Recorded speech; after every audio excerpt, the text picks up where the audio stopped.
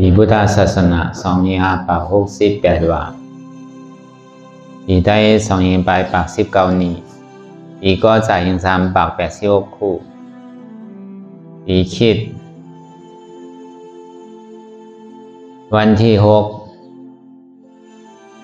เดือนเอเปิลปี2025เดินทางขึ้นมาวันเลยเก้าคำในข่าวยาม8 โมงต่อถึง10 โมงในปังสร้างด้วยกำตราหน้าตาวิปัสสนากรรมฐานปอกกำทน3กาดกูสีเวง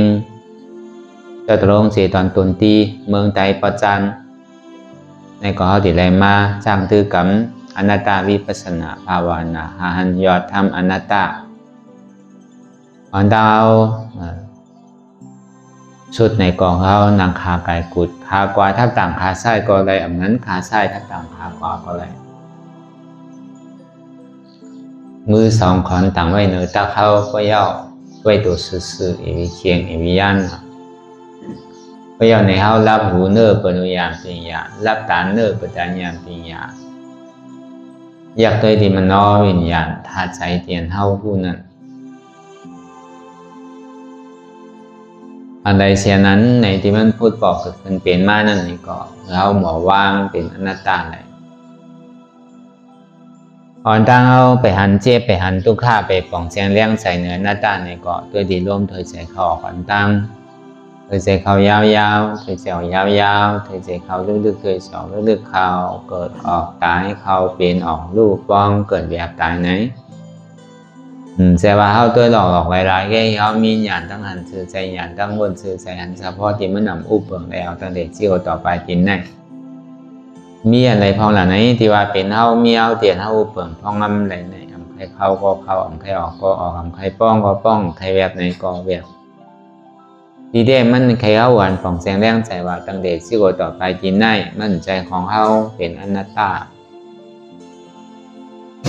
อยู่ใจคงใจปิววนดึกวนเดือเป็นเรื่องเป็นเล่ามันยินอยู่หยาบขั้นขานใจชาแสมดีวนตั้งหลังป่องตั้งหน้ากำก็ยาวกว่าวนสังตั้งหลังคนมานั่นในก็เหมือนหนังคนตายตั้งหน้านั่นในก็เหมือนหนังคนนอนหลับเปลี่ยนวนสังล่านั่นในก็เหมือนหนังคนตาบอดที่มันคงปิวกาวาการเป็นในย่อมเปอร์เซ็นต์ย่อมประวัติใจในก็มันใจของเขามันเป็นอนัตตาสามารถมังขิงมังข้าวมังย่ำในก็เปรียบเป็นมุนเซ่อมียุ่มโคมังขิงมังข้าวมังย่ำในก็ขี่ใจมองใจดีใจอุกใจให้ใครห้องใครให้ธรรมดาของโลกล้อการนั่นไหนมันโกรธทุกขามันเจอสุขาอันนำธรรมดาของโลกล้อการนั่นไหนทุกขามันปล่องมากก็อย่าไปโกรธสุขามันปล่องมากเนี่ยก็อย่าไปเนี่ยโจมเตอ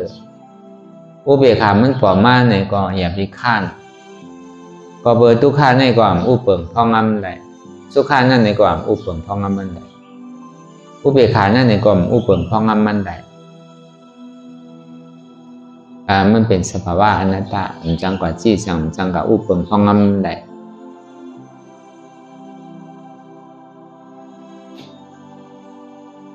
ก็เบอร์นั้นในลองตั้งวิปัสสนาว่านั่นหันสภาวะเตียนมันเป็นอยู่ย่อก็ยอมรับสภาวะเตียนมันเป็นอยู่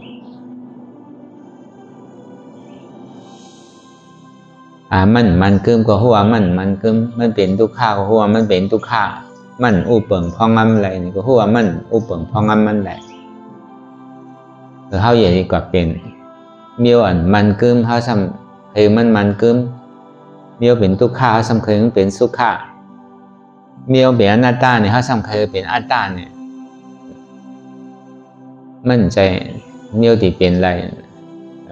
เหมือนหนังพอวิญญาณในเขากับยึดเยี่ยวกับมันไว้เคยเหมือนใจเขาเคยมันกึมเคยเปลี่ยนมวลเสื้อสากูขิงกูข้าวยำตัวในเป็นตัวเขาของในเป็นของเขาย่อมเพื่อเขามีลองตั้งยึดเยี่ยวกับมันไว้นั่นเลยเขาจะนี้ทุกข้า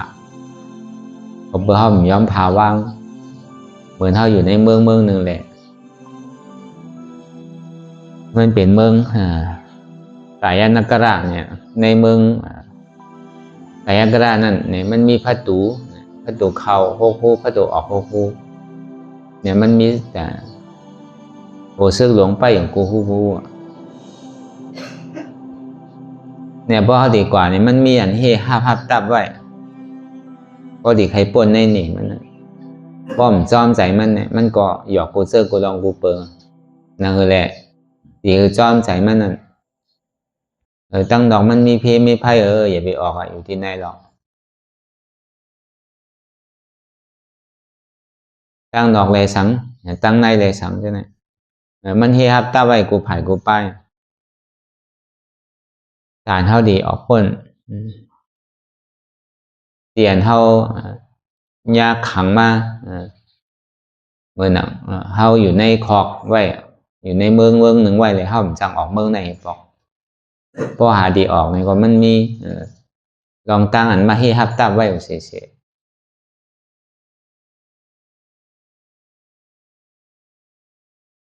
ติดลองเสียงก็บ่มีหูหูเนี่ยเลยยินเสียงก็บ่มีตาเนี่ยเลยหันทางก็บ่หูหลังเลยอายโน้มดินอะไรอาสาตัวเลยตุ้มเตอร์ใจเลยห้าผู้เดี๋ยวย้อนเปิดเนี่ยมันติดเสียงติดหางติดอายติดอายาสาติดตีอยู่ตีเศร้าติดโรคติดใจเนี่ยก็เบอร์มีหูมีตามีหลังมีศพมีตัวอย่างก็มีใจก็เบอร์หยุ่มยามามีหูมีขามีหูมีตามีหลังมีศพมีตัวมีใจเนี่ยย้อนเปิดนั้นเลยเขาก็ใครอยู่ที่ไหนที่มันใครกว่าทั้งไหนมันใครป้วนกันทั้งไหนก็เบอร์ติดจับก้าวลองอันไหนแหละจังผ่าจังค่ายจังย่ายกว่าให้บอกเพราะว่านั้นในตีกึ่งกลางไงเลยมันมีมันเป็นเนี่ยมันใครยอมรับนั่นเพราะบ่มันตีกว่ามันดีออกเนี่ยมันบ่เมียนมาให้ฮับตาไปตัวเฮาหยอกตัวเฮาขึ้นใจเฮาส่งขึ้นหยอกใจเฮาขึ้นนั่นมันก็ผ่านหลายเจอหลายลองเปิ้นหยอกเฮาหยอกเปิ้นเฮาหยอกเฮาขึ้นนั่นเพราะว่านั้นเนี่ยพอเขาตั้งใจดีกว่าตั้งนาขึ้นถอยหลังในใครเป็นคือก็อยากในเกกังตั้งเตียนเท่าสิบเท่าดีสื่อกว่าตั้งนาเนี่ยมันใครยากใครเก้าใครนิดใครจับใครมัดใครตีไว้จื้อก็เขาเพราะว่าขึ้นจื้อว่าเขาตีมือก็เขาตีมือเนี่ยเดี๋ยวฮัดเช่นนั้นก่อนเหมือนหนอรองพระเป็นเช้าว่าเช่นนั้นเมื่อตึกสร้างปรมีก็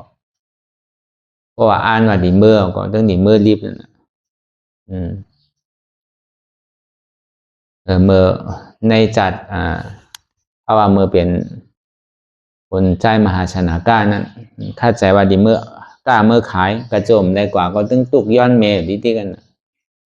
ก็ย้อนเมย์จังให้ถือแล้วก็เมย์ก็กาอะไรปันกว่าเพราะปันกว่าเพิ่มครึ่งกลางกับแตกก็แตกมาเนี่ยก็จังให้จืดดูดีห้องดีคอก็มีไฟซอยดีเลยเอาน้ำกัดเจ้าเก่าอะไรเอ็นอ่านดีลุยคำน้ำเนี่ยห่างเฮียนกินน้ำโทปลาดีเดียวก็น้ำโทปลาตาใส่ดีพาดีมันเจ้านุงนั่นนี่ก็นุงดีเดียวก็ดุยนะมันเอ็นอันวินนากว่าที่เมืองมิถิลาเดียวก็ลุยกว่าก็ถึงพอ7 วันขึ้นมาสองดีมีนางมันนี่ไม่ขละมาจอยกว่ากับไว้ดี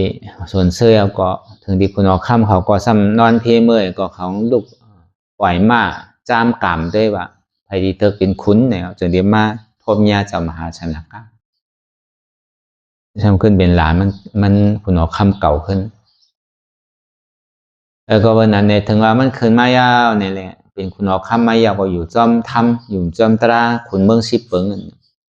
ก็เป็นนั้นเป็นหึงมาเนี่ยวันหนึ่งก็เลยส่วนเสื้อเนี่ยก็กะเลยส่วนเสื้อยาวเนี่ยก็หันต้นหมักโมงมันตึกสุกเนี่ยมันตึกดีกินก็ในป้องกับวิตกินเนี่ยก็มันหวานนะต้นหมักโมงนั่นมันก็วนว่าป้อปอกมาที่มาวิตกินแทนเพราะว่าขุนเมืองกินเนี่ยพวกเขากันเลยในส่วนเสื้อเนี่ยก็อันจ้าเป็นพ้องเมืองเขาเป็นโหซื้อเขาใช่ไหมเป็นปุงหน้าเขาเป็นสัตเทเขาใช่ไหมก็เป็นก็เพราะว่าขุนเมืองกินเนี่ยก็เขาใช่ไหมก็อ่อนกันกินก็ในป้อปอกมาทางกรรมเนี่ยอ่านที่มาวิตกินขึ้นเนี่ยตัวหมักโมงเนี่ยมีเหรออันมันหมักมันหงตกหมดเป็นหิมกันเป็นเอากันกินหมดแล้วมันจะดีถามมาให้ยังไรเป็นในหรือไงเมียวเจ้าก็ สุกินเอารู้พระเจ้าเขากินเอาก็พ้องเมืองเขาก็ไล่ขว้างเขาก็กินอ่ะพอพ้องเมืองเขากินเอาก็สัตเทเขาเนี่ยปุ่งหน้าเขาเนี่ยก้นพานเขาเนี่ยก็อ่อนกันกินเอามันมีเอาขาดก็เนี่ยพอมันแงนตัวกว่าตั้งต้นบางโมงทางต้นนั่นมีหมากเพราะมันมีหมากเนี่ยมันใบมันก็ยังตึกบ่งดีอยู่มันมีไผ่หญ้าไผ่เก้ากิ่งก่อมฮักใบก่อมหงเพื่อการต้นมีหมากเนี่ยใบก็หงกิ่งก็ฮักหมากก็มีอ่ะมันสินี้มาวนว่าอ๋อคนอันเป็นเมียวมีจอมกันน้ำมีออกจากโคของในก็เปิ้นก็ติควายเปิ้นก็ติใครไล่เปิ้นก็ติใครกินหนังเขาเนี่ยมีสังเนี่ยแต่อยู่ห้างก้อยเนี่ยมันสั่งถูกเนี่ยมันก็วนเข้ามาในองค์ในใจมันถึงดีตามนึกสุดมามันก็อ่านไว้ว่ามันดีออกเถินที่ก็หาตะลาในเถินในป่าก็อยู่ห้างก้อยในกัดเย็นอยู่จำก้นน้ำในมันสุกซักวันหนึ่งก็วันหนึ่งมันดีไรเกียรติเควันเมืองไว้เพราะเมื่อไรอ้วนอ่อนมาเนี่ยก็ก้นตานวานตานเมืองปะเนี่ยปนิมาต่อตึกปนิมาหิมเอาวันของเมืองหิมเอาลูกเอาล่างหิมเอาโอจากโคของการดีอยู่ห้างก้อยเด่มมีไผ่มายามากเก้าเหมือนหนังต้นหมังบงดิมันมีหมักมันจะตัดสินใจที่ไหนจากที่ห้องลูกมันมาเนี่ยสอนปันลองไปอุบเปิงลองสั่งจะไหนมันก็วางแผนไว้ห่างแหนไว้นั่นก็ในมันก็พอถึงวันศีลมากกว่าเอาศีลทั้งมันมือไผ่มายุงมากเก้ามาจำมันก็เดินชิบเดินใหม่ชิบหาคำมาเดินลองชิบหาคำมาจะไหนมีวันหนึ่งมามันจะดีคือห้องเมืองมันนั่นทางแหนเครื่องเจ้ายาฮันเขานั่นมันก็ดีอ่านว่าดีออกมันแต่ในพอเป็นนั้นพอมันหนาวนอนอย่างมันกัดเย็นพอมันอะไรมันนุ่งผ้าที่มันก็เอามีดมันถาโหมันเองก็นุ่งผ้าเปิกไม้ก็มันก็ไปมาก็ไปนั่งซุ่มลงห้องว่านั่งสิมบดีนั่นมาหันก่อมต้องเลยมันก็ไปก่อนดิติ๊กแต่ในพวกเขากว่าถึงดีหอมันเอากับตัวเนี่ยหันโคหันเลี้ยงมันเนี่ยเอาว่างไว้มันจะดีปลองใจว่าอ๋อเจ้าโคเขาเนี่ยคนใจมหาชนะก้าเนี่ยอันเมื่อเจ้าเนี่ยเป็นคนใจหน้าเนี่ยอ่อนกันดืบจ้อมว่ะตึงนั่งจุ้มเขาเอากันให้ห้องดืบจ้อมมันก่อมบินหน้าตัวตั้งหลังก็เบอร์มีลองตั้งแจ้ตัดสินใจว่าดีกว่าตั้งหนาวดีพาว่างหวานเมืองพาว่างลูกล่างนั่งมีพาว่างโอกจากโคของเยดนะคัดใจเลยสืบกว่าตั้งหนานางสิมบาลีก็อ่อนวอนขอเจ้าพี่เขายังตึกหนุ่มอยู่ตูเข้าก่อนไปเปี้ยโตเตอวันเมืองเขาก็ย่ำผมมีเจ้าพี่เขาในโจรมันเหลืองก้นห้ายก้นสั่งเปิ้นจังมาเฮ็ดมายามาเก้าเนี่ยมันก็ถอมขอกวางขอว่าก็อาปันดูก็ยาวเดี๋ยวไม่ใส่เอาหางแห้งไม่บัวดาวนั่งเลยเกาดีกัดเย็นนั่นเกาหลกว่าแก่ไปกว่าก็ในเฮ็ดสื่อก็ไล่นั่นจนกันให้ห้องซ้อนมันจะดีเอามีควันเต้ามันขีดตีเส้นตั้งนั่นพวกไผ่คามมันตีปันต่างไผ่ก็มหัดคามมันก็ไปกว่าพวกใครหายเป็นกำก็ในนั่งสิมบาลีในเยื่นแล้วก็เอากิ่งเกิดในเส้นนั้นมันหมายไว้เอาหายไปแล้วนะพอหายก็จนกันดืบจอมตั้งโกนทางกว่าหาเจ้าเยเซ่มหาชนะก้าอันตึกออกบทนั้นถ้าในก่อนนังเฮเลมันดีปอกขึ้นเนี่ยมันจะดีกับบอกซื้อเขานั่นให้กลายเป็นโจรกับเผาอันเฮินอันมันยุกมันยากเฮินอันมันใจไรโคเลี้ยงอันที่มันใจไรเนี่ยเผาลูกเป็นไพ่วะยากกว่าเฮ็ดเหมือนหนังโจรเนี่ยก็หาโจรเฮินในเฮินนะโจรเมืองในเมืองนะโดยรอจะห้อมหันไพ่ปนลูกกว่าเต็มวันเต็มเมืองเนี่ยเจ้าเขาก็หาออกวันในกันเนี่ยเปิ้นบ่มช่างกินเปิ้นบ่มาเผาวันเผาเมืองเฮาเนี่ยเปิ้นบ่มาลักมาจนเอาโคของเงินคำเฮาบ่เจ้าเฮามีไผเป้โตเด้อบ่เจ้าเฮาปอกขึ้นเมืองเนี่ยเฮาดีหายบ่ยาวดิมีไผเอาก็ดิมาเต็กเตียงเฮามันจะดีว่ามันเป็นญาณของนางสิมบาลีแกมันถอมมันกว่าได้ดีเฮ็ดที่ไหนกว่าก็ในคุณยาเซ่เขาอันอยู่ในเมื่อป่าหิมาบุญตาและอภิญญานั้นพวกอะไรยินข่าวว่าคนใจมหาชนาก้าออกเถินเย้าเพื่อการซ้ำมีนางจุ้มโด่งเขาให้ได้ชอม มาหาวเนี่ยมันสั่งถูนั่นเลยมันตีมีแห้งแต่ดีมานั่นเนี่ยเข้าอ่อนกันเมื่อปั่นแห้งเนี่ยมันก็บินขึ้นมาเหนือกัดกลางหาวมาปั่นแห้งหน่อรองเจ้าเขาหน่อรองเจ้าเขาก็สำคัญมีแห้งทางได้สืบกว่าทางเฮ็ดที่ไหนจอมกับพอถึงเถินถึงป่าพอป่นวันป่นเมืองกับถึงเมืองในเมืองนางกั้มกับหันผู้หญิงก้อนหนึ่งอยู่ที่หิมประตูเวียงไว้ก็ในมันซ้ำใส่แหวนไว้มันซ้ำที่กันพอมาเตอร์กันเนี่ยพอมันพอยน้ำหนามสาเนี่ยมันซ้ำมาที่กันมันจะได้เอาค่ายมาทางมือหนึ่งมันได้ที่กันก็เนี่ยมันก็ทำนางอันจะนี้ต้องตักว่าเมียวเจ้าเนี่ยมันใจเป็นยาเสียยาห้านเอาใจเอาเมียวยาเสียยาห้านในสมัยผู้หญิงจอมโกนอยู่ที่ไหนได้มันดีกับสางถูมันใจเมียวเราอยู่จอมกันโน้มันก็เตือนสติมันอย่างนั้นก็ในหน่อร่องเข้าก็จะนิรันดร์พันน่ะจะนั่งในรัดเนี่ยจองมันหมันจองมันใจมันโดยอยู่พายุมันนั่นก็ได้กว่าทางก้าวซ้ำกับหันเจ้ากลางมันเป็นไรเจอไรรองมันนำเนาะในจัดผลใจมหาสารการนั้นต่อถึงก้าวนั้นสุดมาเนี่ยมันจะมีหมาตัวหนึ่งมันกับปอดลูกปอดเนื้ออันเบิ้ลดื่มนั่นมันกับกามาเป็นตึกจีตึกสังไอตึกจีคายนั่นน่ะมันก็การลักเอากาไม้เลยพอมันเอากาไม้เอาเนี่ยเอามาตกดีลีนั้นมันอ่างดีกินพอมันอ่างดีกินเอาเนี่ยเจ้ายาเซมหาชนะก้านั่นจะดีกว่าหาเก็บเอาดื่มมันเนี่ยจะดีกว่าหาเก็บเอาก็เอามากินก็ได้มันวนว่าซื้อนางสิมบาลีเนี่ยเพราะว่ามันใครเป็นขุนเนี่ยเมียวว่าก้นเป็นขุนเนี่ยเขาติ่มเก็บกินของอันตกเพราะเป็นนั้นก็มันก็กลับป้าแต่ก็เอากินนะครับเนี่ยเพราะเอากินเนี่ยก็มันถึงที่ว่าเมียวเจ้าเขาเนี่ยเมียวก้นจันสูงเนี่ยยังมากินอันของตกของเตี่ยมของเบิ้ลเปียดแค่ไหนกึ่งตันอันเจ้าเขาเป็นขุนอีกอันนี้มันเป็นของดีของแม่แล้วเนี่ยเพราะเป็นปุ่นดาวเจ้ายาฮั่นเขาเนี่ยเป็นอันดีอันแค่มันแม่มันเนี่ยเพราะเป็นนั้นของเสียงใจเสียงคอยจะนี่ปอกเมื่อคืนนั่นอันนี้เขาเหมือนอย่างเยี่ยงงานของคนใจมหาชนากะนานดีออกเนี่ยนานดีเฮ็ดแล้วเนี่ยก็เฮ็ดมันถึงดีถึงตั้งนั่นเนี่ยมันเป็นศาสตร์วิทยาปรมีเขาเนี่ยก็เหมือนนั้นหนังเก่าเขาเฮ็ดการตลาดเนี่ยเขาอย่าไปหย่อนย่านลองตั้งขั้นใส่อย่างก็เฮ็ดเต้ๆอย่าไปเฮ็ดล่อๆเล่ๆนั่นเย็นไรเปลี่ยนแตงคำเย็นไรเป็นลำไม้นอนพ้นหน้ามือถึงซ้ายนอนไงหันต้องฟ้าน่ะปกติหลีถึงปกไรนี่ป่านปกติเมือกถึงปกตกถึงคนนาไล่เนี่ยบรรวานั่นน่ะปกติเมือกก็หรือเมือกสุดๆนั่นน่ะพอเห็นอันตีเมือกก็พอเห็นอันตีหลีก็ถึงปกไรนี่ป่านพอเห็นอย่างครึ่งกลางเหมือนหนังอาขาคีพองไว้อันนั้นแค่เหลือใจเลยอาขาคีพองไว้น่ะดีกว่าตั้งนาก็มันเป็นดีปอกหลังก็มันเป็นให้ก่อยให้มาปักคิดตกลมปักคิดลมตกห้องตกหวยกันมีอาโจของเตะจังว่าพ่อเฮ็ดก็เอาเฮ็ดเตะอย่าไปเฮ็ดเรียนเฮ็ดหลอกเกิดมาในภาวะศาสตร์ปานในเกิดมาเป็นก้นได้มาทมยาศาสนาพุทธะยาวในก็คือเกิดก้นยาวคือเป็นก้นอริยะพอเป็นก้นพุทธศาสนาเนี่ยตึงเปลี่ยนอริยะพอเฮ็ดจังตื้อกำตระป้อมเป็นในก็ปองเฮาซุ่มก็เป็นนั้นเยื่ออันของพุทธะพระราเป็นเจ้าเขาเนี่ย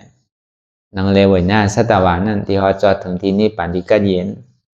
นี่เป็นเป้าหมายเป็นคอเยื่ออันสูงสุดเพราะวันนั้นนางแหละอันเท่าไรไว้ไรสาไรโกกาได้ยุ่มย้ำเกิดดีอันเป็นชิกเป็นจอมมีตีแตกเรื่องไรนั่นก็ยันเจ้าซ้ำสอนซื้อเนี่ยก็เขาก็เอาคอสั่งกำสอนอ่อนเฮาหลีอ่อนเฮาป่นลองตั้งขีอ่อนเฮาฮอดจอดถึงนี่ป่านแล้วพวกเฮากว่าก็มันดีถึงอยู่นังเก่าดีว่าง่ายก็ง่ายเพราะเฮ็ดมัน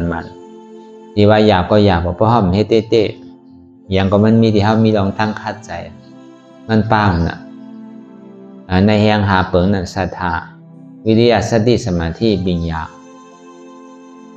การวิริยะญาณมันดึงป้านิเดียววิทยาเนี่ย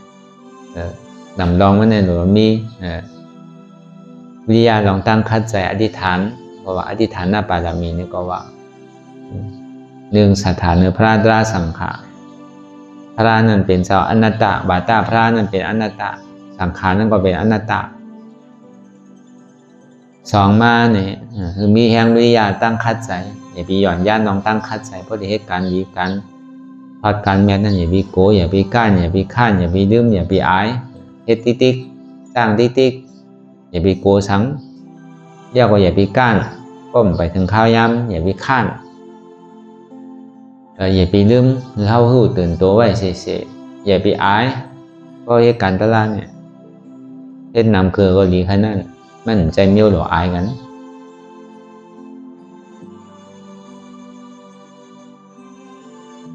อย่างสติตื่นหูตัวไว้เสียอย่าไปกุ่งกาวนกากาวากาเป็นมีขอบมีแหลนเฮ็ดอันไรก็ผ่องเสียงเลี้ยงใส่การนั้นเฮ็ดอันไรก็เข้าใจการนั้นคืออะไรมีป้าวาสนาลองการอันเฮาเฮ็ดคนเฮาเนี่ยเฮ็ดการเมียวหนึ่งซ้ำป้าใจเมียวเนื้อมันออกได้อยู่บ่เฮ็ดอันไรก็เฮ็ดถึงตีถึงตั้งเฮ็ดอันไรก็คือป้าใจการนั้นเตะเฮาเฮ็ดการลองเฮาสำกับป้าใจลองเฮาเฮ็ดการตะลาเฮาสำกับวนลองอันมันตะลาก็ของว่าเฮาป้าใจการที่มันมาหาเฮาอยู่เตียนเฮามาหามันอยู่ใช่ไหมที่มันปอกเกิดขึ้นเป็นอยู่ในเฮาซ้ำเอาไปเพราะว่าโยงไปแต่เฮาไม่ยอมรับอะไรเนี่ยบอกว่าเฮาป้าใจเฮาเข้าใจที่การนั้นเฮาเฮ็ดก็วันนั้นเพราะเฮาป้าใจมันเข้าใจที่การเฮาเฮ็ดอันวันนั้นเฮ็ดอย่างก็มันเฮ็ดอย่างก็มันแคมแบบเฮ็ดอย่างก็มันดีแหละเพราะเหตุการณ์อะไรเพราะเฮาป้าใจการเปิ้นเหมือนไว้เป็นหนังการเฮาอย่าไปวนว่าการเฮาเฮ็ดเนี่ยปุณตาตีกินจ้างปุณพรไงปุณตาโดยเลยเฮ็ดได้เฮ็ดแค่ที่ไหนเนี่ยมันเป็นลองตั้งป้าใจป้าคอเฮ็ดการอะไรก็อย่าคือเฮาเลยป้าใจป้าคอไว้เหมือนหนังการเฮาอย่าไปไว้เหมือนหนังการเปิ้นอย่าไปไว้เหมือนหนังการเฮากินรางวัลเนี่ยเพราะเป็นที่นั้นมันออกอะไรวะเหตุการณ์อะไรก็คือเฮาเลยมีป้อป้าใจการนั้นคือมียอนิโสมนสิกะละคือป้าโอป้าใจในการเฮาเฮ็ดอยู่แต่ว่าเฮ็ดอะไรอันออกมันมีเพราะเฮาป้าใจเนี่ยเฮาโดนอะไรป้าใจเฮ็ดนั่น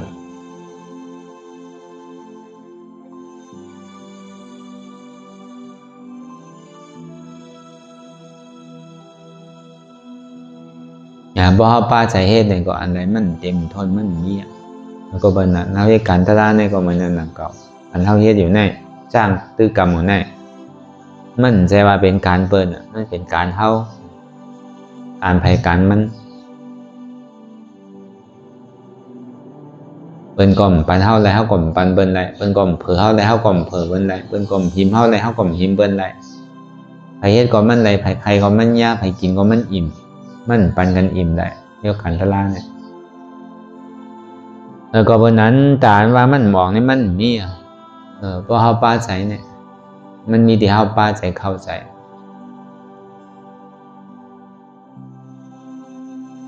ก็วันนั้นในแรกเนี่ยก็คือเฮาเอาหยาดมีหยาดตั้งหันอันหมันแม่นตั้งวนอันหมันแม่นเนี่ยอย่าไปลืมลองหันในลองวนในห้องหันในหึงป้อเพ่งเพียงกันกว่าพอหันหนูในวนป้อวนหนูในหันสังหันทุกข้าวนสังวนว่าทุกข้าเป็นอนัตตาหันสังหันเจ็บวนสังวนว่าเจ็บนั่นเป็นอนัตตาหันสัง